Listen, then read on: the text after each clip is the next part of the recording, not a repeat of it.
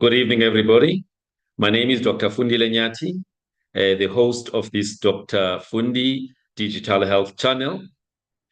Welcome. Today, we are going to have a very interesting evening. We are having our second episode of the Health Manifestos webinar series.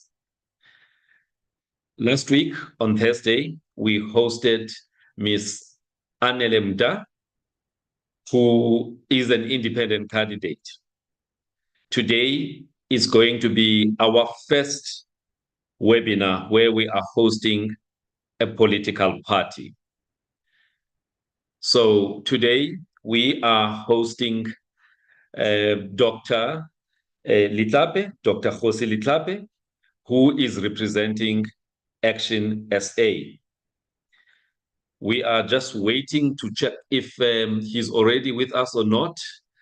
But we will promote him as a panelist as soon as he is in. He's not yet in.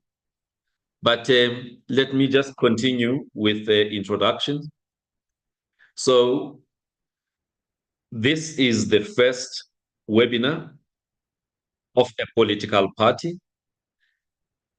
All right, there is Dr. Letlape, and I will be promoting him to a panelist so that he can be able to join us and engage with us.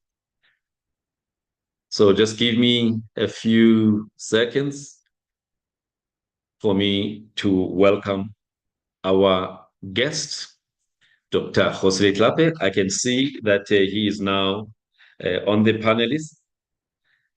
Right. So as I've just mentioned, today we are hosting a man of many firsts, Dr. Kgosi Letlape. He is a qualified ophthalmologist.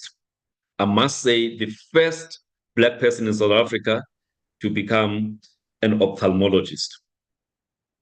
He's a seasoned healthcare leader. He's a past president of the Health Professions Council of South Africa. He's a founder of Africa Medical Association. He's a former chairman of the South African Medical Association. He's a past president of the World Medical Association, and he was the first Black person to be, to be in that role of a past president of the WMA. He's a former executive director of Chepang Trust, a trust that was formed during the difficult times of access to ARVs, and he was instrumental working with the Nelson Mandela Foundation to ensure access to ARVs. He serves as a member of the Global Hygiene, Global Hygiene. He's also a co-founder of the Africa Harm Reduction Alliance. He's a veteran health activist. Most of the people here will know the good work that he's been doing as a health activist. Somebody who's not afraid to go against, what other people would assume to be, the thinking of the majority. When he believes in something, he is very courageous, and he is an action man. So today, he is joining us on behalf of Action SA, which is a political party that's almost 4 years old, that was established by the former mayor of Johannesburg, Mr. Herman Mashaba, after he left the DA. This party that's almost 4 years old was formed on the 29th of August 2020. This will be the first national and provincial election that this party is participating in. They have participated in the local government elections, and they've done very well. The party was dedicated to the people of South Africa, and the slogan was, "Time for talking is over."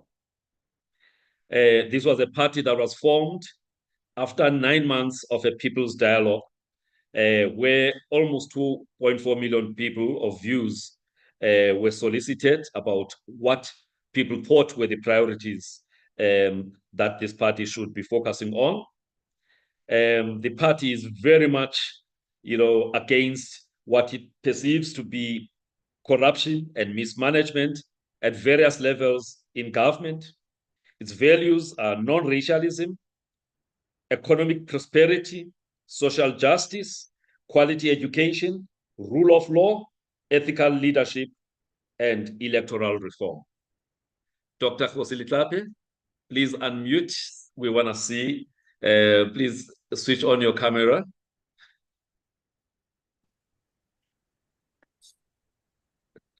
I thought it was you switching me off. I can't do that. I can't do that. How are you, Big Doc? Hey, I'm fine, thanks. How are you, Dr. Nyati? No, we're good. We're good. We're good. I thought let me introduce you and also introduce the political party that you are representing today. Now, so welcome to the Dr. Fundi channel. We're going to be with you for the next hour. And in that hour, you will be sharing with us and the audience about your party at a high level, the manifesto, and we will spend a lot of time on the health part of your manifesto.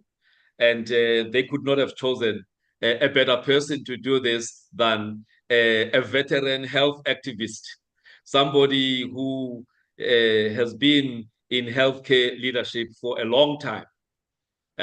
So please welcome to our channel. And the first thing I just want you to do is just to just tell us a bit about Action SA. Yes, I did go through the high level about Action SA from the website, but you are a member of Action SA. How long have you been, with the Action SA? Well, I officially left the African National Congress on the 1st of March, Yeah. 24, and then I joined the officially Action SA 10 days later. Yeah. There had been discussions about me being approached to join from early January or so. Yeah. And I guess for me, when the president of the ANC said he's looking for a pen to sign the National Health Insurance Bill, I knew it was time to look for an alternative home to try and deliver better healthcare to our citizens. Okay. So, but the discussions had been going on for some time. Well, they went on for a few weeks before that. Yeah. I was approached and I was given time to think about it. I was given an option to say, you don't even have to join Action SA. We just want a commitment from you that if we had enough seats in parliament, we could approach you as a South African to come and head our health portfolio. Yeah. And I'm not a man for freeloading. If that was the option, it would not be deserved if I had the opportunity to join, campaign, and solicit more for the party. To just come in as a freeloader is not how I operate. But I was given that opportunity. Where it was to say, you don't have to join us as a party, but we want your skills and your knowledge in health to come and help in our health portfolio and to come and head the health portfolio. And after thinking about it, now that you have the issues where the party I belong to is going the wrong way, it is not be right just to sit silently and come and freeload when others have worked to get votes for Action SA, and I come in and I the sunset. So joining a new party, having been with another party for a long time, wasn't that a difficult transition? Cutting the umbilicus with a previous party that you've been with over a long time to be with a new one? I think I must be grateful for having been approached, because over the last, since 2008, it's been extremely difficult to vote for the ANC. Yes. The days of President Zuma, it was extremely difficult.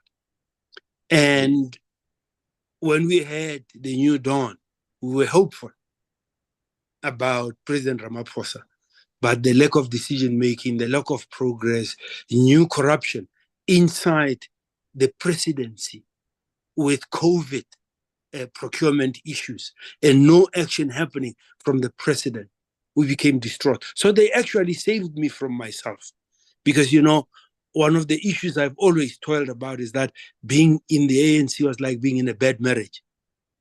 Yeah. You think it's going to be terrible out there and you're going to die in that marriage that has a lot of GBV. So I'm grateful for having been approached, because I can now regain some of my humanity. I'd always thought I was a critical thinker, but when you sit in there, you stop critical thinking. You're hoping that this animal will change, stop the corruption, and save society. And progressively, things are getting worse. All right. So just, looking at the values of the party, I did talk about the values. Which of the values actually, resonate with you? Well, I am a citizen of Johannesburg, of Gauteng. I was born in Soweto. I've lived here all my life, and I've seen the deterioration in our metro. Yes. When Mr. Herman Mashaba became the mayor of Johannesburg, coming from a different party, not a party I supported, we saw great changes in Johannesburg. We could get our bills on time, bills correctly. We saw services improving.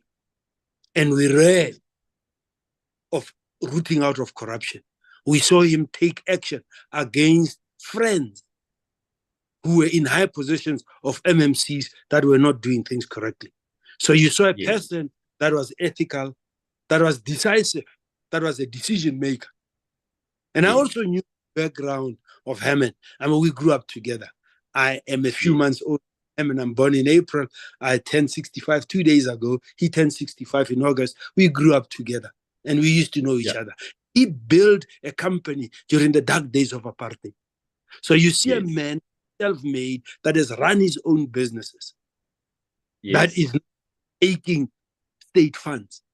But when he came into politics, he did the unthinkable, fire his own friends, root out corruption, and move an infrastructure budget from about 6 billion to nearly 8 billion without asking for extra money. Just stopping from executives and making the metro work better. Yes. So you see a person who believes in meritocracy, who is anti-corruption, who is a decision maker, who will fire even friends that are into wrongdoing. And that's what this country needs. Yes. All right. So just over a week ago, we had the World Health Day, right? Globally, we had the World Health Day. And the theme was my health, my right. Now, as somebody who's been involved in healthcare in different capacities, as a healthcare professional, as a healthcare leader, and also being involved in NPOs, that theme of my health, my right, what does it say to you, Doc? What it says to me is there's something missing. Yes. And it has to be my health, my right, my responsibility. And what is missing, WHO motto, is the component of responsibility. Yes. Because without every individual taking responsibility for their health, you will never have a healthy nation. Yes. Because health cannot be measured by how you deal with people that are sick. Health should be measured by how you keep your citizens healthy. And you can only do that if your citizens take responsibility for their own health. Lovely. Right. So we are in year 30 post 1994. Year 28 with our constitution that many people say is one of the best constitutions in the world. Now, Section 27, 1A of that constitution basically guarantees access to quality health for all. Something that you, in your past, to date, have been working very hard to ensure that every South African has got access to quality healthcare for all. But the reality is that not every citizen of this country has access to quality healthcare. So it is in that context that I thought, whilst many parties and independents are launching manifestos, we needed to zoom in on the health part of their manifestos. And I was a bit unhappy when I looked at the many parties that they didn't really put much thought about what they to do in the area of health. And that prompted me to say, we need to have a webinar, a series whereby different political parties can come in and actually tell the potential voters what is it that they want to do to transform for the better the healthcare system of South Africa. So that is the background to this. There's many other parties that are going to be coming, but the aim is to give a platform whereby each party unpacks what is it that they want to do. But before they unpack what they want to do, and this is a question that I'm going to be asking you, Doc, when you look at the South African health system, and you are trying to diagnose what is wrong, before we talk the solutions, which is what the manifestos are going to be looking at, what do you think, if you step back, look at our healthcare system 30 years post democracy and say, is this what I've been fighting for? Is this something that got derailed at a certain point? Is this something that I think I can be part of solving? So yeah, my question is, what are the issues that you see when you look at the South African health system, which is a two-tier healthcare system, the public healthcare that services about 84%, and the private healthcare that services about 16%. So stepping back and just looking at this system, you've been part of it for a long time. What do you think are the issues that really need to be addressed so that every South African can have access to quality healthcare? I think one of the things that you raise is the issue of the two-tier system. Yes. And when you look at what happened post the Second World War, when the Nets came into power, what they found was a generic two-tier model, but it was black and white. Yes. And with their policies, political policies, they created plurality in the blackness. Yes. And separated the blackness. They created Asians on one side, we call Indians. They created a colored community, which only exists in South Africa, by the way, and then they created an African community. Yes. But in general, it was still a two-tier system, because even if you're African, if you played your cards right, you could play colored, so you could move across the black system. So it was two-tier. Yeah. And come post-independence, we rearranged the criteria for the two tiers. But we never dismantled the two tiers.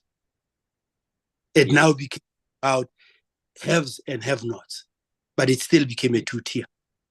And the Schemes Act, which comes from 67, was used as a template for the new way of creating the tier.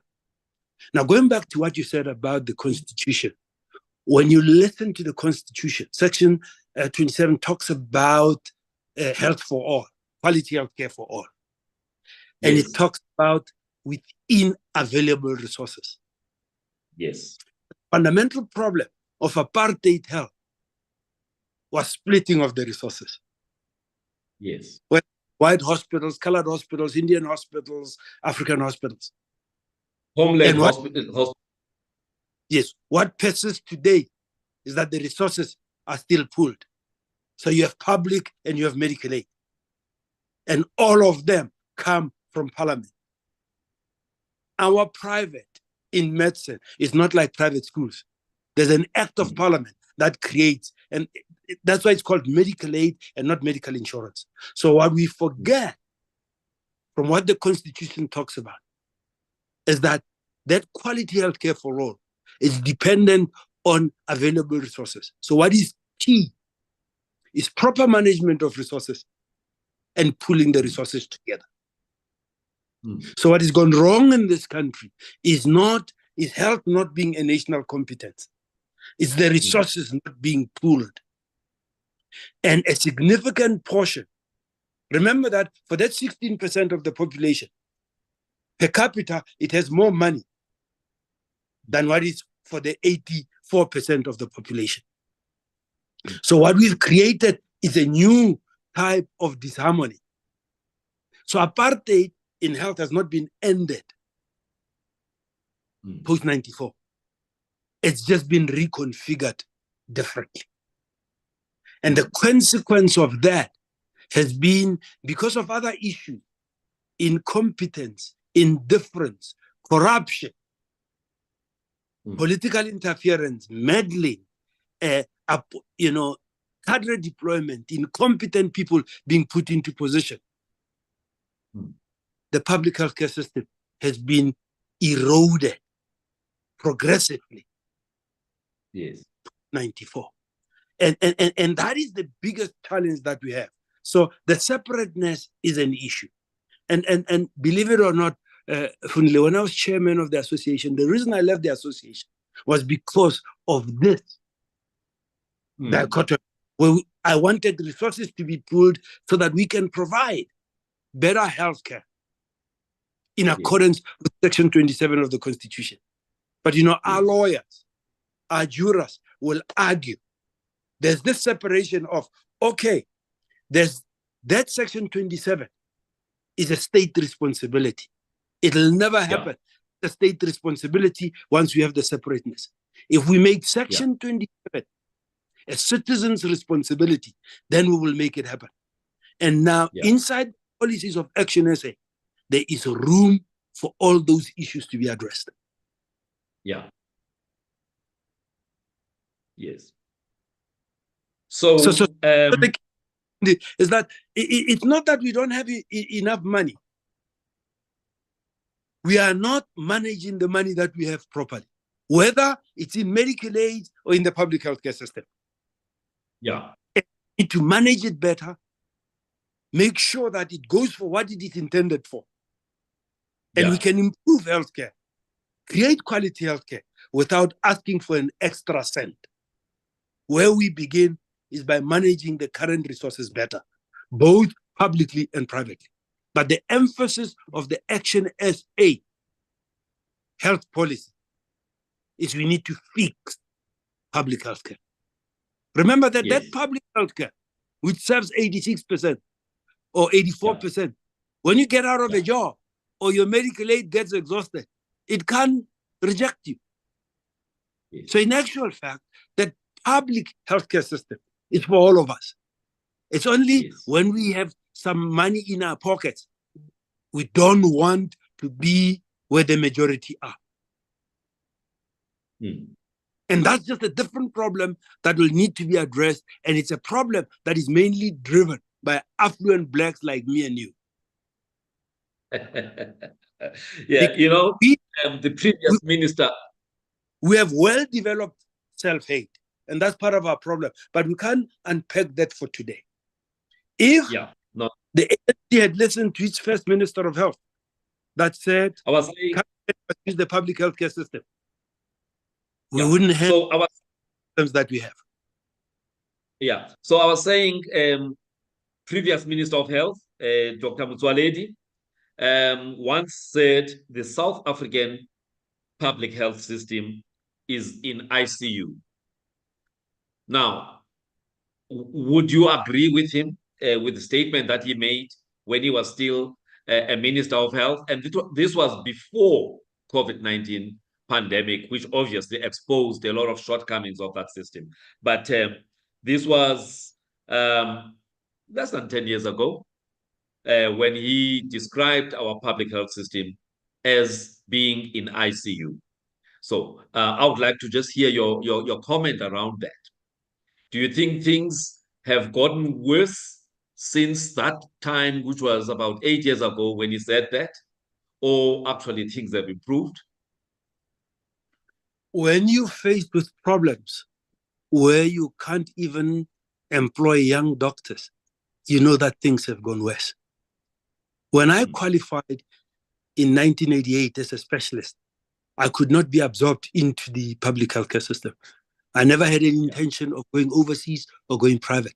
I wanted to stay public, but I could not be absorbed. But at that time, you would never hear of interns not being absorbed or medical officers not being absorbed. So when we get to the point where we are now, where we have young doctors camping outside the Department of Health in Pietermaritzburg in KZN, it shows you that not only are we in ICU, but we are collapsing even inside ICU. We need resuscitation or we will go to a point of no return. Yes. So it's gone much worse over the last 10 years since Dr. Motsoaledi was the Minister of Health. And it's for many reasons. When you look at it, I mean, medical inflation far outstrips any other form of inflation. When you look at the increases to provincial budgets, they've been minuscule. When you look at the budgets for human resources, they are ever diminishing. So there are no human resources, but the money goes elsewhere.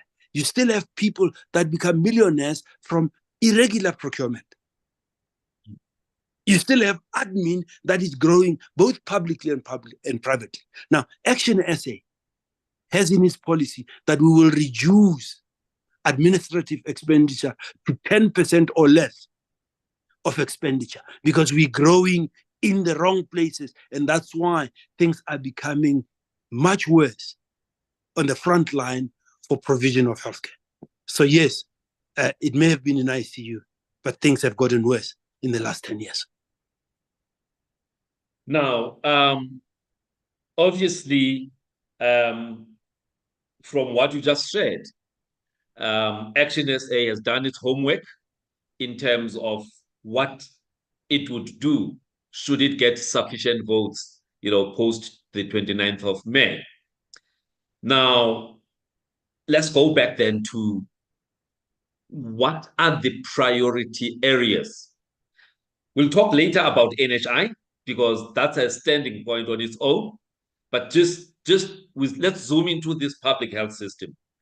What are the things that I would say, because there's a lot of things that need to be addressed, but one can only do or make a difference by picking up about 5 things, for example, that will cause the most improvement. You can't cover everything that is wrong and make it a priority. So from where you are sitting as a member of that health portfolio of Action SA, what are the things that if you became a governing party post the 29th of May, either on your own or as part of the Moonshot Pact, what are the things that you guys would make sure that they are changed? Well, the first issue that is critical, and that is one of the reasons I agreed to join Action SA, was that part of the health policy of the Action SA is to recognize that human beings are driven by self-interest. Yes. There's a policy of Action SA that all public servants, all members of Action SA appointed to Parliament, all people in Parliament, all members of Cabinet, the Presidency, and civil servants will use the public healthcare system for their own healthcare. And when they go to that public healthcare system, there will be no special treatment for officials. They will be treated the same as the general population. And that's fundamental, Fundile, because you see, when you look at our healthcare system, the old healthcare system under apartheid gave the world the first heart transplant in the public healthcare system. That was 1967. 1967, which is the same year that the Medical Schemes Act was started. But that same healthcare system is the one that the head of state used for their own healthcare. They may have been entering it through the military hospitals, but those are public institutions. So they didn't go private. Even people that were in business, when they were really sick, they went to the public healthcare system. So that is a key policy decision. So the chief priority of Action SA in fixing healthcare is to fix the public healthcare system. So that's the first key issue. Now, the second issue is to reprofessionalize public healthcare. What does that mean? That means you're going to bring back professions. All the healthcare professionals will be brought back into the public sector, treated as professionals, paid properly so that they could be retained. And if you are a full-timer, you will be a full-timer. There's a general policy inside Action SA of insourcing. And that will be brought back into the healthcare system. Doctors will be insourced, Dr. Nyati. If you're full-time, you're full-time. If you're in private, you can do part-time work. But you can't be a full-timer doing private work. That decision of the previous government of underpaying full-timers and saying to them, you can augment your income by doing private work. It's morally limited private and destructive. I mean, there are honest practitioners out there that are doing their best, but the policy is a morally bankrupt policy. I've seen training deteriorate. I've seen supervision not being there. I've seen young people finish their postgraduate degrees, but there would be nobody to supervise their research. So they could not fulfill the requirements to be registered as specialists with the Health Professions Council of South Africa. So I've seen the challenges of not treating dedicated healthcare professionals that work in the public healthcare system with the respect that they deserve, that they have proper salaries, they can run their families, and they can have a balanced life. You pay them well so that in their spare time, they have time for family and they have time to recover. They don't go and moonlight, because that impacts on the quality of services that they provide. So professionalize. And when I say professionalize it, you professionalize it for all cadres. Doctors, nurses, pathologists, pharmacists, security workers. When I say insourcing, we insource everybody. The issue of outsourcing security, we're paying multiple times what we should be paying. And the security are underpaid without any job security, without any future pension funds. And the cronies that are now running the contracts, we are paying far more than we should be paying. So when we insource, we will pay better. The people will have job security. They'll be paid better. They'll be professional. And we will do it at a fraction of what it costs us now. Procurement. We're going to procure like a state. We're going to procure like we're buying for 60 million people. And we will use that buying power not to be a price taker, but to be a price fixer. Not that you will rob anybody. You can benchmark the prices of goods. We will procure from original equipment manufacturers. We won't be paying middlemen that do not add value to the system.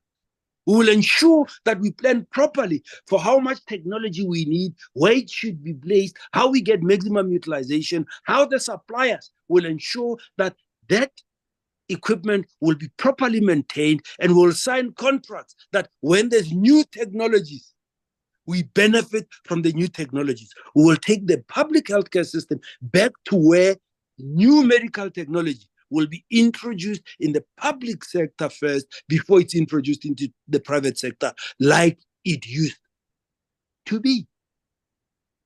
So now, just understand that we will ensure that when you have health facilities, when you are a CEO, you have authority, and you are also going to be held accountable. When a window breaks down, you can't tell me there's still a requisition, it's gone to public works. Every institution should have a maintenance department that will keep stock on site of the things that break down very easily so that they are easily replaced. You'll have authority to keep your staff accountable. We will negotiate properly with unions. Remember, once you say public servants, you use the public sector. It means the union members will go to the public service for their own healthcare. So this behavior of treating the public with disdain, unprofessional conduct, poor values that we see in our system will disappear. Because if I have to go there for my care and I join the queue with other people, I will ensure all of us are treated with respect. Now, we embrace the principle, in there. We will professionalize it. We will bring back the nursing colleges where values were imbued in training of saying you put patients first. But remember, Fundi, the barrier of entering into a nursing profession was very low. There were no financial barriers. You just needed to meet the academic criteria for entrance. And as you come in as a student nurse, you're also providing services. So they were given a stipend. They were given uniform. They provided services. They were brought into a profession with high value. They were in a training platform. They were not being a nurse in some dump and office block in Bree Street. They were in proper institutions that were vetted and accredited by the Nursing Council. Bring back the nursing colleges. Bring back professionalism in training. Create an environment, a working environment that is conducive to ethical practice. Ensure that when you have a hospital that's a 200-bed hospital, the staffing norms should be public knowledge. So you should know whether that hospital has a full complement of staff. Those posts should be funded. Those posts should not just be funded, they should be filled. And when we say professionalized health services, it means professionals are not going to be retailers. You're not going to sit there and own an MRI and do scans on people that are powerless because you have a vested interest in the income that comes from the machine. The technology will be owned by the system, and you will be paid a professional fee that is decent, that is commensurate with your responsibilities, your years of study, your longevity in the system, and what you give back to the system. We will ensure I hear you. Graduates want to be in the public healthcare system. They don't want to run away. They don't want to go and sell Tupperware or run hair salons. They've invested in healthcare professionals, and they will go back to being a healthcare professional. Should be a noble profession where you serve society and your needs are met. I mean, you can't be a game farm millionaire on salaries, but you should be comfortable. You can't be a healthcare professional and not be able to educate your children.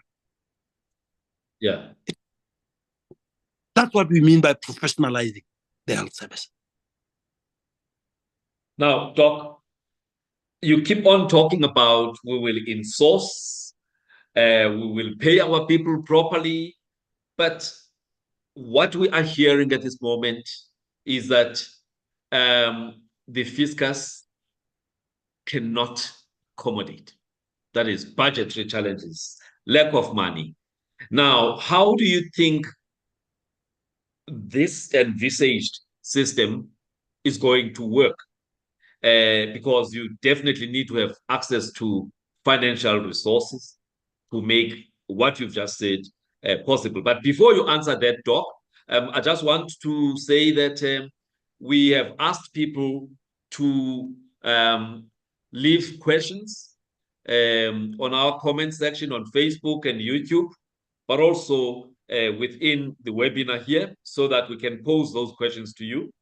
I've invited a colleague, Ms. Lizel Anthony, who's a clinical psychologist, to be part of our panel. So she will ask questions at some point. I've invited a young person, Nokutula Shange, to also join us as a panelist, so that from a young person's perspective, she can ask questions about healthcare as a young person, a millennial. So I just thought, let me do that. Now, let's go back, Doc. So the issue of funding, because I'm building up towards the NHI, which is a biggie in terms of our discussion.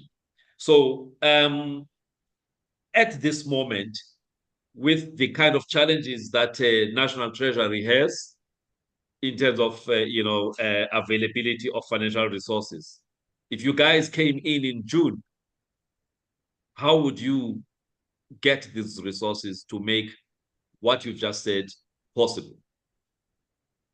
Well, the first thing, Fundi, is that the first thing is we're not going to ask for more money. We're going to use the money that is in the system better. Yeah.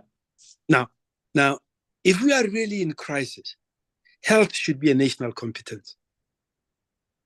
And if health becomes a national competence, you have a national health minister, and the rest, that's where policy gets made. And in the provinces, we deliver healthcare. Do we need, if we are in crisis and we're short of money, do we need 9 MECs of health? What value do they add? What are they doing? Because the policy decisions have been made, and all you need to do is to implement. What is the value of having 9 MECs? And people start saying, oh, but there's provincialization, etc., etc. That doesn't take away from the fact that you can make health a national competence. SARS is probably one of the most effective structures that we have in our country, and it's a national competence. You don't have a commissioner in each province. You have offices in provinces. Now, can you imagine if you do away with the MECs of health, how much money you'd save? How many millions you'd save? How many nurses you'd employ with that money? How much money you'd have for? When you look at the chronism that is associated with those MECs, they have advisors. You appoint people that know nothing about health, that then need to have advisors. And the advisors are not accountable. And you're creating a huge bureaucracy. And that's where the money goes. So you need to restructure how you deliver healthcare. You must have heads of health that deliver healthcare. The DGs must be the people that deliver health services. You don't need another political structure. All of them have cars, they have secretaries, they have security. Do you know how much money you could save? When we talk about reducing admin, remember when you come as an MEC, you are part of admin expenses in health. Yeah. So we can reduce many of those. When you look at the wastefulness and the inefficiencies of having public works being responsible for fixing a window in a local hospital, just streamlining procurement, buying for everyone. Just remember, we have the largest ARV program in the world. And what was that? Was to buy centrally. You remember Minister Motsoaledi going to the people and say, if you can't give me the drugs at an affordable price, I'll buy them from the international market. Yeah. And suddenly we reduce. So there's a lot that can be done. The Fed's duty, you can't come to me and say, I want more water when you have a leaking bucket. The leaks first. And when I know that the water you have, you are using properly, and there are gaps, I will fill those gaps. But to give you more money, to put more water into a leaking bucket, is idiocy. So I would not go to Treasury and ask for more money. The first thing is to make sure that we use our money wisely. I mean, what did we do with COVID? You procure protective equipment from people that don't know the difference between a gauze and a syringe. Suddenly there's money. And there's lots of companies that come up from friends of politicians and family of politicians to be suppliers. We don't do that. We are overpaying for consumables and equipment that doesn't work. You get a machine that gets delivered, post its sell-by date. By the time it gets delivered, it's obsolete and is paid 4 times. Now, there are no consumables that work on it because technology has moved on. There is so much wastage in our system. Ghost workers. Clean out your HR. Get rid of ghost workers. Treat your professionals with respect. Right now, you have doctors that are being poorly paid, or healthcare professionals, not just doctors, that are being poorly paid. And now the overtime, which was a way of trying to make their salary competitive, is now being jeopardized. They want clocking systems. They want this and that when the basic salary is not sufficient. And they're now going to take that away from them. That is treating people like laborers, not like professionals. So, Fundile, first issue is there is enough money. Do you know how much money we spent on information systems between the 9 provinces? And we have nothing to show for it. More than 15 years ago, there were computers that were sitting supplied by IBM in Limpopo. That never worked. If you create a national information system that is done centrally, where every healthcare practitioner puts their patient encounter into an electronic system, you'll then also be able to manage the litigation that is based on us having no records. When you create a proper environment for ethical, good quality practice, your litigation bill goes down. When your litigation bill goes down, you have a couple of billion rands that you're putting back into the system. So, Dr. Nyati, there's lots of money.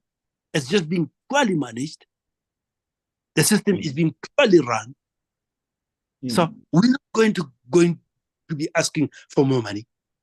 I mean, I went and did something for Action SA at Bara on Thursday. Yeah. We were talking about challenges that the healthcare professionals face. And a question was asked, Fundi,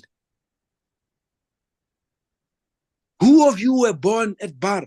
And many people raised their hands. Yeah. I was there to speak. I was born in Soweto, but I was born in a clinic because the system worked. Why should you be delivering normal vaginal deliveries at a tertiary institution like Bara when the clinics could do that?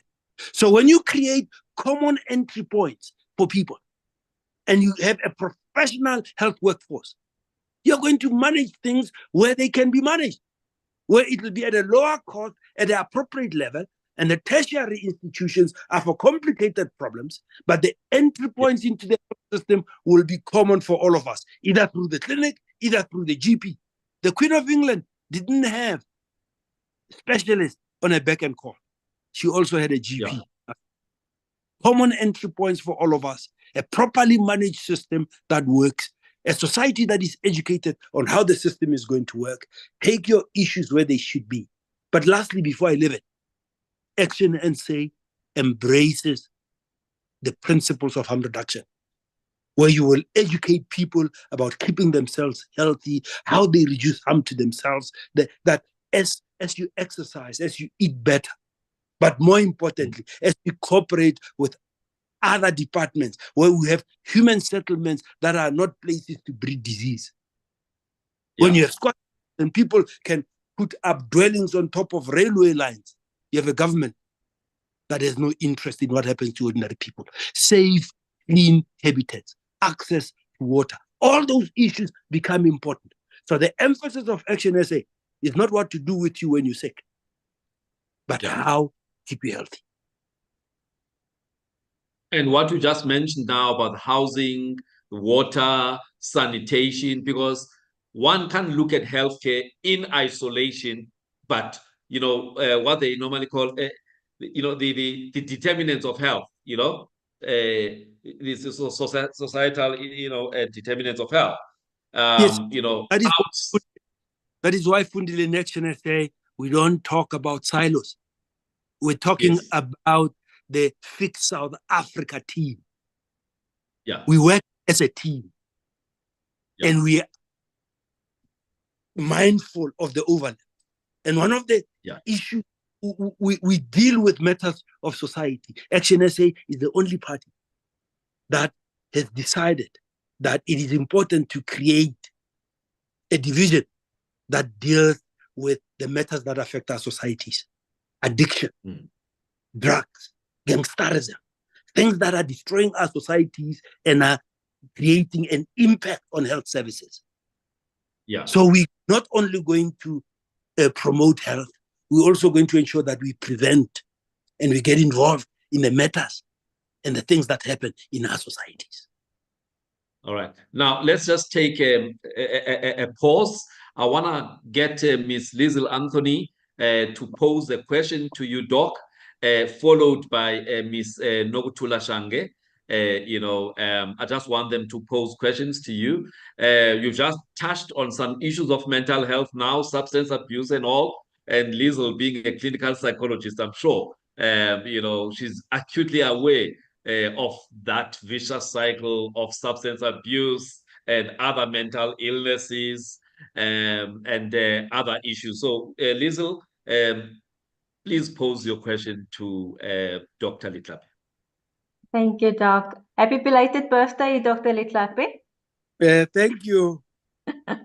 I have, Dr. Nyati, I have 3 questions if you will humor me. Dr. Letlape, you started off by saying human beings are driven by self-interest. My first general question is, what is Action SA self-interest pertaining to health?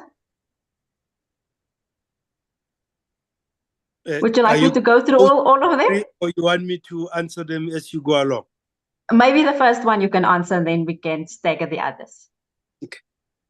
Action SA self-interest is, what do the people need? If you go back to the formation party, the founder of the party engaged with South Africans.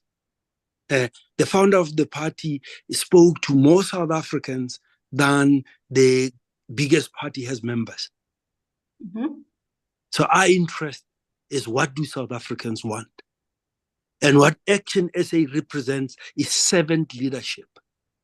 Mm-hmm. Not leadership that wants to service itself. So how will we see that being practical in terms of health and healthcare? And now I want to take it specifically because my self-interest is about women. Specifically, what are the gaps that Action SA has identified in terms of female or women's healthcare? And how will you, what you've just said in terms of what do the people want? What do women want? How are you going to make that practical?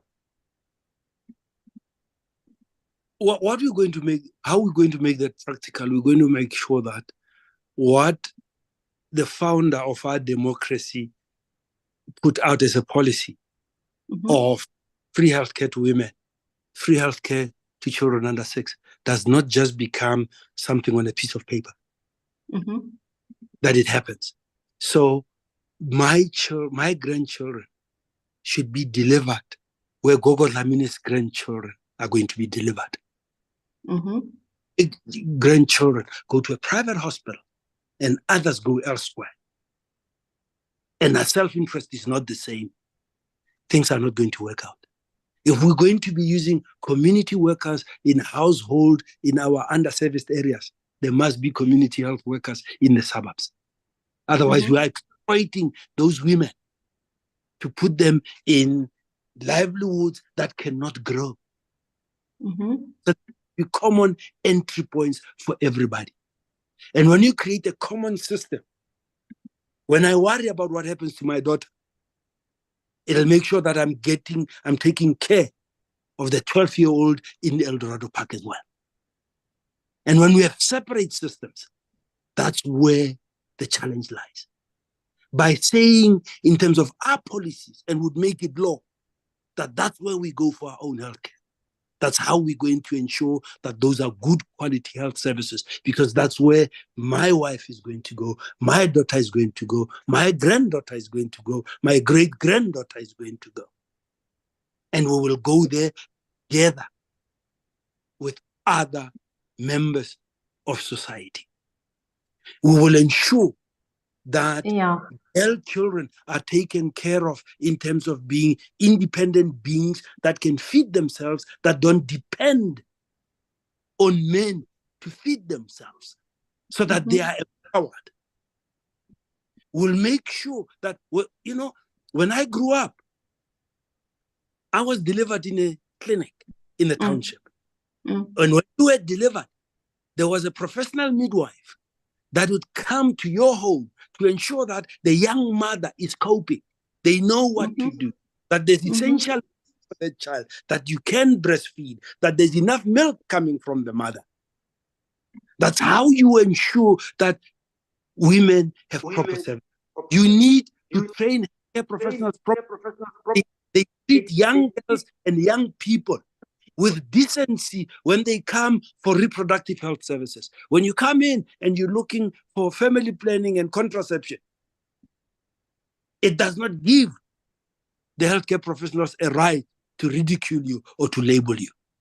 So we need to educate healthcare professionals properly, empower the society in terms of what are their rights, what are their responsibilities, and none of us are better than others. We are all equal in society.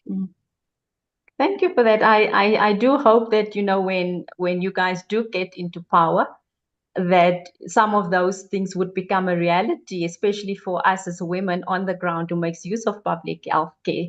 84% of South Africans make use of public health care, and the majority of that we know are women and children, because men tend to wait until the end before they seek out help. So I'm definitely hoping that would be one of the priorities. But we also spoke, you yourself mentioned that in systems, there's a lot of gender-based violence. You mentioned, coming from this analogy of a relationship that was rife with gender-based violence moving into the new one. Now we know that in systems in South Africa, family systems particularly, we have that. We have intimate partner violence, and we see a lot of that comes from, alcohol abuse. That is majority of families in South Africa experience that. So what we see in our emergency rooms is injuries due to that. You spoke about not working in isolation. So how, in terms of health, will those types of social problems be dealt with? Because they do impact on the health system ultimately. You see, fortunately for myself, I was involved in the HIV pandemic. And one of the things was, it was important to have community dialogues where you communities, both men and women, about the things that should not be tolerated, the things that should not be done. So you can't impose on what happens in society, but we got to talk about toxic masculinity. And those engagements need to be taken into society. They can't sit at policy level. But one of the things that we've discussed at Action SA is that when you have women going to the police to report these issues, we need to ensure that the matters are taken seriously. We need to ensure that if you are given a life sentence, it is not commuted. You serve your life in prison. We need to ensure that people that are incarcerated know that they have a debt to society, and they will pay that debt back to society. We need to create safe spaces, but it can't be just at that institutional level. We need to ensure that we get into the home. We need to ensure that we get the leaders of communities, who are usually men, to be engaged in this. We get traditional leaders to be engaged in these discussions. When there was a turnaround around sexual abuse, multiple partners, prevention of HIV and AIDS, it's when the leaders of communities, the traditional leaders, were taught and they took the lead to say, not our name. We need to ensure that because we are an African nation, we don't not leave African systems behind in terms of protecting children, and that this will not be tolerated. We need to ensure that the issue of responsibility comes to the fore. And this system where if you have money and you have connections, you are above the law, needs to be dealt with. And the relevant sectors inside Action SA are mindful of dealing with those issues. We have an advocate heading the legal cluster, someone that has experience. So if you look at how Action SA operates, we're brought in because we have skills in respective areas. We're not brought in because we can shout the loudest in the street. We were the activists. Not that activism is not important, but you can't give in a job you do not have skills for. The same will go for law enforcement. When Action SA says, police will be headed by a career policeman with other skills, so that we go back to policing. All those issues are important in terms of what are the norms in our communities. We need to empower women to stop treating their boys that they should be men. They should treat their boys to be decent human beings. So where all of us are socialized into a humanity framework, not a masculine gender framework, we will begin to deal with the underlying factors that promote gender-based violence. We need to talk about simple things that need to be done. And when people get married, why should we still call them husband and wife? Why are we not moving to a new terminology of partners in marriage? So that institution starts as a partnership with mutual respect. So looking at diversity as well as inclusivity as well. Yes, we take away the language that is a foundation for GBV. Thank you, Doc. My last question to you is a final one. We know that when we get to health, small budgets get assigned to mental health. What is your stance on providing quality mental health to all South Africans? It might sound unconventional, but I'll start with an anecdote. One of my good friends is a psychiatrist, Professor Solira Taimane.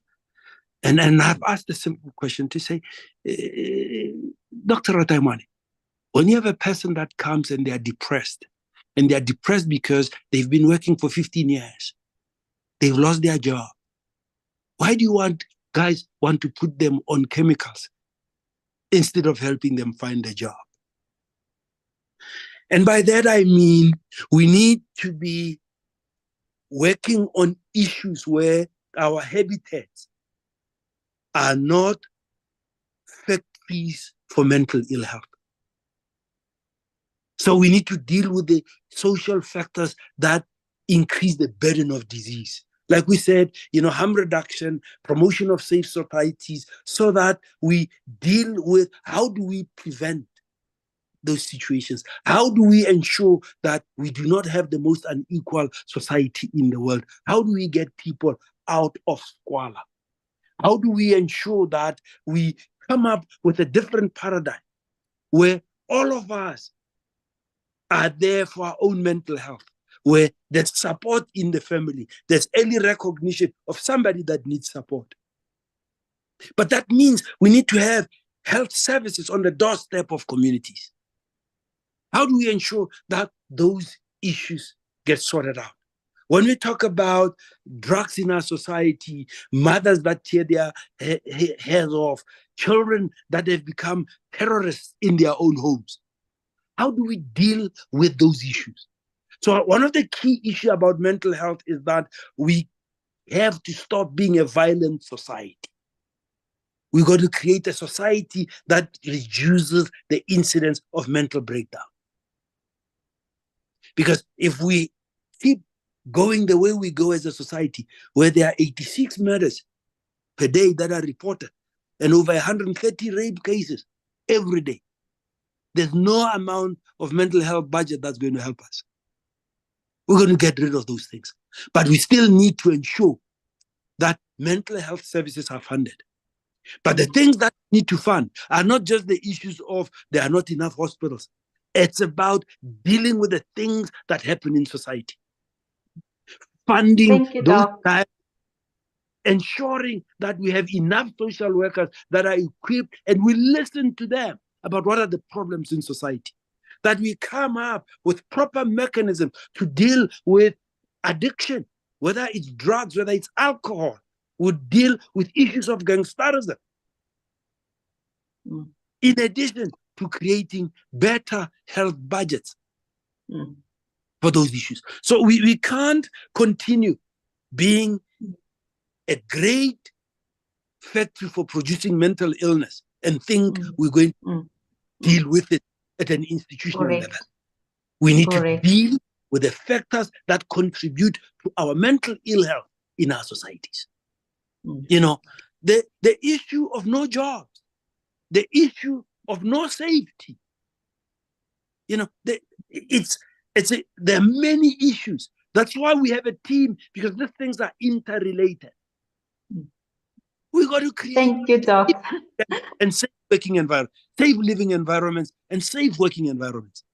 Yes, no, I agree. Thank you so much. That's all from my side. Thank you.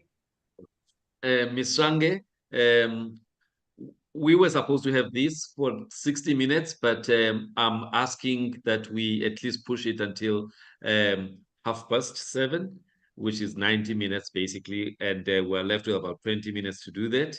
Ms. Shange, your questions, then we'll go back to NHI, because that's the big burning issue that we cannot finish this conversation without hearing from Dr. Letlape about the position of Action SA as far as the National Health Insurance Bill that is before the president, and the president is currently looking for a pen to sign that. So, Ms. Shange, please unmute yourself and pose a question to Dr. Letlape.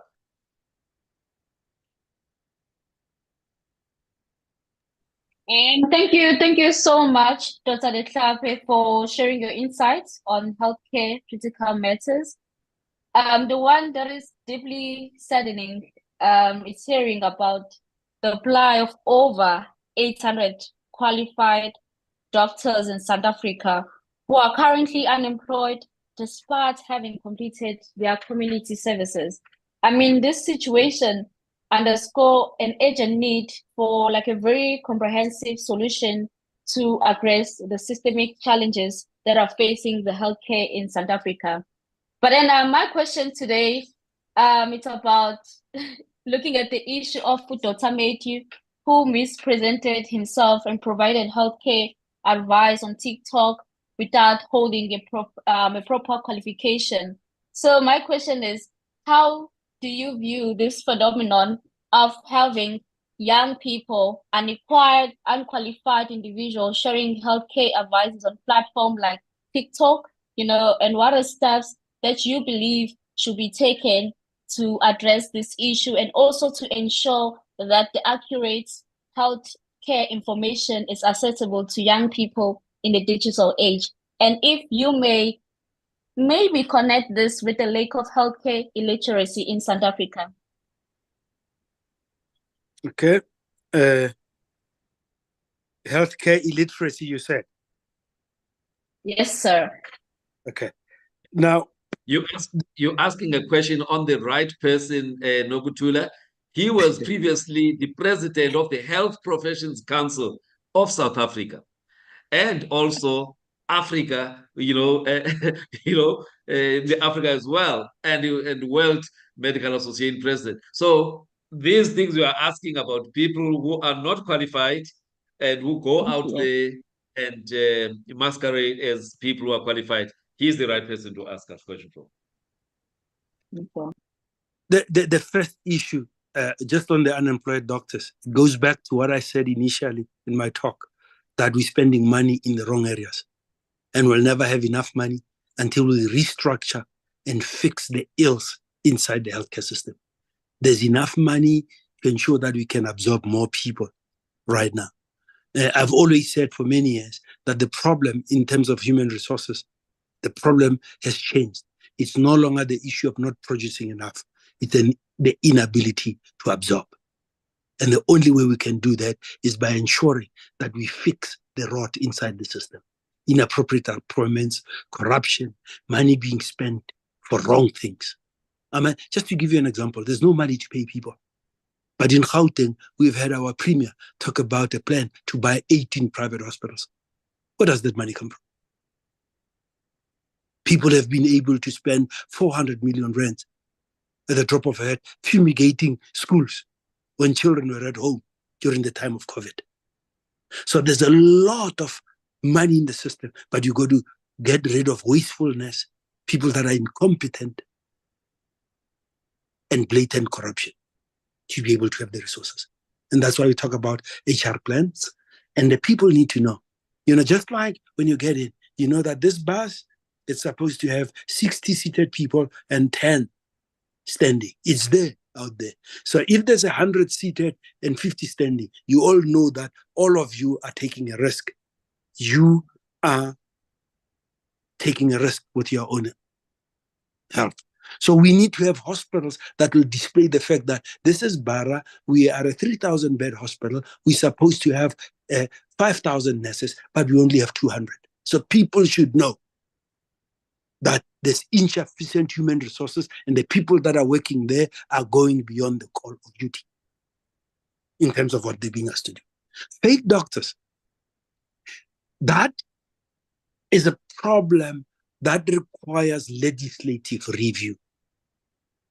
Part of the challenge is that the regulators are only responsible for the people on the register. So if you are fake, if you're a fake doctor, the Health Professions Council has no jurisdiction over you because you are not registered.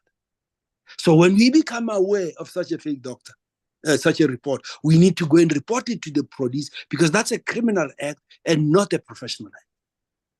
And we work with the police to ensure that the fake doctor is caught or exposed.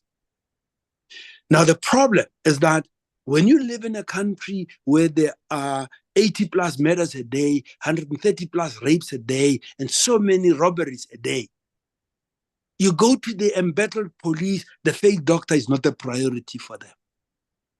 Who did he kill? Who did he harm? Etc., etc. So what we would introduce is to look at special courts for dealing with health-related matters.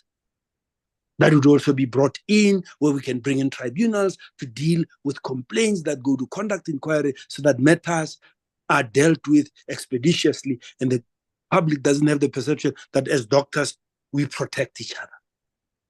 So the issue of fake doctors feeds into what you say about health literacy. We can only know about them if the public reports them. But there are things that can be done by regulators to ensure that we can begin to stamp out fake doctors. As a young doctor, the Health Professions Council used to give you a certificate of registration every year that you had to renew and display on your premises of practice. If we begin to bring those things back, and then we know where you are and your facility is properly accredited, you're not working from the boot of your car or from a shack somewhere. Regulators have to be fit for purpose. And inside the health policy of the Action SA is a chapter dedicated to regulators that are fit for purpose, but they need to be properly resourced. So somewhere you need a special court that talks about all this criminal behavior of fake doctors, fake nurses, fake termination of pregnancy clinics, so that they can be dealt with effectively and appropriately. We need special units to deal with them, because when you go into a charge office, it just dissipates because there are greater priority crimes that the police are dealing with. Health information. That is a key issue where, for me, we would introduce a patient safety unit that will talk at issues of ensuring that people have the health information that they need. We need to get to a system where you would know what an average Lugwenya's caloric intake is to you and how many steps you need to take to burn those calories. Information on packs that are coming through. But people need to have a knowledge of what they're putting into their stomach, how their bodies function, how to take care of themselves. So the health information should not be about Google Doctor, what to do when you have a problem. The more critical information is to know how your body functions and how to keep it functioning properly and what to feed it and how to get it going so that it's in peak condition every day. We also need to ensure that health information is also available in other languages. We still have leaflets that are only in English and Afrikaans. And that needs to be looked into in terms of health information. Health literacy. We need to ensure that when we talk about health education in the school curricula, it begins to address the issues of health literacy. And once you do that and you start with young children, they will go back and educate Gogo and Mkulu at home. I saw it when we were promoting hand washing, and we did it with children in school. And they are the ones that went back at home and said to the parent, don't handle food without washing your hands, mama. And that's part of what we do with health literacy. There should be a dedicated channel that educates people on different health issues on a daily basis. So we just ask for 15 or 30 minutes a night, in addition to all the other things that people watch, so that they can get credible health information. There was a channel started by the Department of Health, but it is not very popular. People don't know it. We need to mainstream the issue of health literacy and health information. But I think the key issue that we would bring as Action SA, and people need to know, that the primary responsibility for good health resides with you.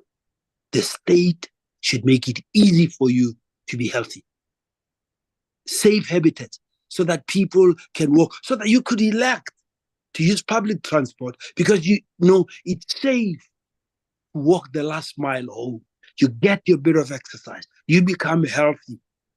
You can see your neighbors. You can greet. You can become part of the community, but that community needs to be safe for you to do that. So health literacy is going to be important. There will be targeted health information. For example, young women, sexually transmitted diseases, early diagnosis of cervical cancer, older men, early signs of prostate cancer, so that we can treat it more effectively, more cheaply, not using complicated things with higher morbidity and mortality. The issue of health promotion, the issue of screening, using technology to screen, wearables for people to provide health information. We will make follow-up of chronic conditions much easier by ensuring that wearables and technology is used. We'll use AI for analyzing bigger data sets. We'll ensure that there's health information and every health encounter is recorded on a health information system. We'll ensure that people get feedback on basic health issues that occur. You know, when we have typhoid, I don't know why we can't be sending a message to everybody that has the ability to get an SMS to know what to do when there's a typhoid outbreak. What are the issues? What is it that you can do? So health literacy is important. But people have to understand that in terms of health literacy, COVID, infectious diseases, reasons why people need to be isolated, reasons why you need to break the cycle of infection, reasons why when you have a disease, you don't go to work and spread your virus. You don't give it to the family. Reasons why we want practitioners that will not say, oh, there's a virus, let me wait for the whole family to get flu to see me. When there's one flu member, the healthcare practitioner is incentivized to ensure that the others don't get flu. And they get paid for doing that, for preventing disease, rather than waiting for people that are sick so that you can prescribe. Have a health curriculum, all healthcare professionals, that is not about sickness and drug peddling, but it's also about prevention of illness and health promotion. So health literacy and health promotion is a key part of the health policy of Action SA. Right. So, Doc, we now have just about 15 minutes left, and we need to talk about NHI. Now, when I was looking at the priority areas in your manifesto, Action SA manifesto, NHI, it's a bullet on its own. It's a biggie that you guys, want to deal with. I've seen you on TV, giving opinions around, the NHI and the potential corruption and everything that you mentioned. Now, let's go back to the concept of universal health coverage before we get to NHI itself. Your understanding of universal health coverage, which from a WHO perspective, they were encouraging all countries to have some form of universal health coverage by 2030. And so, and South Africa now coming up with this national health insurance as some form of universal health coverage. Can you just take us through your thinking as Action SA around whether the NHI as envisaged is the type of universal health coverage that would be good for South Africa or not? Maybe let me just step back in terms of the things that you've alluded to from the WHO. If you remember, there's an Alma Ata Declaration, I think that was in 1978 or so, which was a promise about universal health coverage. It was pronounced differently. Remember, there was a slogan about health for all by the year 2000. Yes. Now, 24 years later, we've come up with a new acronym for delivery, 30 years after the failure of the same thing. And we've just come up with a new phrase. Yeah. So the challenges of delivery for everybody is more acute in systems where there's no social solidarity. The only countries that have better coverage, that have almost universal health coverage, are the ones that are socialist in terms of their outlook for healthcare. They don't create separate for different members of society. They are in it together. And that's what medical aid was about to start with. That's why it was called medical aid. We aid each other, not individual insurance. We are not individually rated. But that's a different issue that we can come back to. So just to paraphrase the fact that the issue of UHC is not a new thing. It's just a reiteration because of failure of delivery from the Alma Ata promises. Now, health coverage is about people having access to care and getting the care that they need on a universal basis in a nation. Yeah. It's not about funding. It's about care. That's why it's not UHI. It's not universal health insurance. It's universal health care. So you need to ensure that all your citizens have access to core healthcare services on an equitable basis. Now, NHI, you've been in this debate, Dr. Nyati. And when people are talking about it, we started saying, is insurance a proper term? Should it be assurance? Should it be a system? Oh, no, we want to be different from the UK. And then as we get into the debates, oh, we can't tell you about the rands and cents. We can't even tell you how the money is going to be collected. That's a treasury responsibility. Yeah. And when you look at NHI, those simple, essential things are not there. That says this is going to be a fund that's going to be collected on this basis. Anybody that is employed will have to pay 1% or 2% or 0.1% or whatever to this fund. And everybody contributes to this fund and everybody is covered by this fund. Now, if it is not for everyone ab initio, it can't be for all of us, and it should not be called national. And what should have happened is that if you are saying this is how it is going to be funded, the employed, this is what happens. You also need to be able to say the unemployed, this is how the state is going to contribute on their behalf to this national health fund. Then it becomes a national health ntoni. If it is not, it is not national.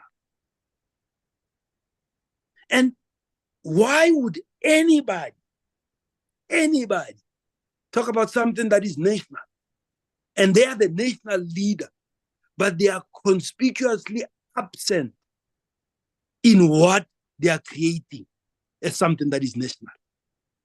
I've never heard our minister, Joe Patla, talk about him and the president being the first inside this NHI. Then you've got a section somewhere that's going to talk about what you're going to do with medical aid. Now, just on that principle, Fundi, where you're coming with a third funding mechanism from the same parliament, where you are creating budgets for public health care, and you created the Medical Schemes Act for the privileged. You are now coming with a National Health Insurance Act. If you are coming with a funding mechanism for employed people or people that can afford, why are you not amending the Medical Schemes Act and using that as a blaze, as a platform? Why are you creating a separate pot when your own money is in another pot? You explain to me how it's going to work, Fundi, when me and you are on medical aid, and we are the ones that are going to manage to be on the board that is managing an NHI where we have no interest, when our healthcare is being managed elsewhere. Now go back to what I've been saying for more than an hour. Our problem is not money. Our problem is how we use money. Our problem is crookedness. Our problem is corruption. Our problem is being inept. Our problem is political interference. Now, you're not dealt with all those problems, and you are giving all these despots a new pot of money. What are they going to do with it? They're going to chow it. Especially because for their own healthcare, medical aids will be taking care of them, and they'll still be going to private hospitals. No. Just on the issue that we've been talking about, unemployed doctors. How is the NHI going to help with unemployed doctors? If it's a fund to pay for healthcare services, if you're unemployed, you can't deliver any services to them, and you can't benefit from it. How is it going to work, Dr. Fundi? I mean, a scam of the highest proportions. This started well. We need national health. This is national health. This is a new road accident fund, or UIF for that matter. This is a new honeypot for the scalams that we have become. It's not going to address any of the issues. Now, you see, we're smart when we want to steal. You give hope to those that are outside because they think they're going to be brought in. But none of them are asking the question. You're bringing us into a new house that you are building, but you are already in another house that's providing the same service. Explain that. But they are saying once this NHI is fully implemented, then the medical aids, as we know them, will cease to exist. They will only be for topping up that which the NHI will not be covering. So therefore, what that means, there's basically it's a death knell for the medical aid industry, which is the primary driver of healthcare in the private sector. But obviously, the implementation is going to be over a period of time. But at some point, they don't envisage this medical aid industry being around. Dr. Nyati, let what is between our ears not be an ornament. Yeah. Let us critical thinking. Now, do you know that there are certain elements of society where you have old legislation that has not been repealed by the new government, that those that are anti-transformation will go back towards using it to stop transformation? Because if the law is there, it's still the law of the country. Now, when you do not repeal the Medical Schemes Act, you got a pipe dream in a constitutional democracy that the idiocy you sell and we become useful idiots we believe in will become real. Let me just give you a typical example. If tomorrow they came up with NHI and I say, you will not move me from the Medical Schemes Act. There's still a law. They can't do nothing about it. And if they're trying to repeal it and it gets opposed, okay, it'll have to go to the courts. And when it goes to the courts, all the judges and all the magistrates are on medical aid. So how do you go to them and say, hey, we want you to come in here into this thing that we know is not going to work? What are the promissory notes? Oh, it'll take 6-7 years to get it to be fully established. Jesus, every year there will be billions going into something that nobody knows what it is doing because everybody says it'll only be fully functional in 7 years' time. No gum shield, no decisiveness. This is just a nest egg. They don't have the courage because the only way you do this rationally, Fundi, is to amend the Medical Schemes Act and say all the things that you have to bring. I mean, right now, if you're on medical aid, you don't have universal health coverage. You run out of funds. Even if you have a chronic disease, your medicines get finished. So even in medical aid, there's no UHC. What I would do would amend the Medical Schemes Act to ensure that it provides universal health coverage. There's cross-subsidization. There's a tariff so that people don't get fleeced and you can curb the rising cost of private healthcare. You create rational buying as a collective of people on medical aid. Reform the medical schemes. You know about the health market inquiry of 2019. Why have those recommendations not been implemented? Where you start is by implementing those recommendations in terms of fixing what has gone wrong with medical aid and fixing all the problems that result in wastage, inappropriate expenditure, corruption in the public healthcare system. So our policy is fixing. And that's why the motto of Action SA is come, let us fix South Africa. You know, what NHI is, it's like going to a mechanic, as I've said. And the mechanic tells you, you got engine problems. And you go out and buy a new set of tires. That car is going nowhere. Because you're not engine. Problem is not money. Yes. So that solution, it's not going to happen. Suddenly, you have cancelled for medical schemes. It's a statutory. Why are you now going to create another structure that is appointed by the minister that sits inside the Ministry of Health, where they can't manage small budgets? Now you're going to give them a multi-billion, $500 billion rands to manage? It's ludicrous. They don't have no expertise. You have competencies, people that have managed funds for more than 40 years, that are a statutory body, that are appointed by the minister, that feature nowhere in the NHI document. Are we crazy? Are we idiots? We've just run out of time. We'll do it down the line. That is bulldoze. Let's wake up. Let's connect the dots. If you want to do something national, the president must be the first in it. and I will follow him or her. Otherwise, it's a fear, and it exacerbates our problems, does not sort our problems out.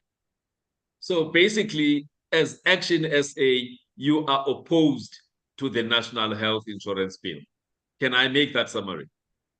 Or you can make the summary that as an individual, what they are putting out is not NHI. Yeah. They are creating a fund to eat. This is not a national health insurance. Secondly, the stance of Action SA is opposed to this creation of this fund with all the problems that we have by seasoned kleptomaniacs. Yeah. we can't have that. I mean, okay.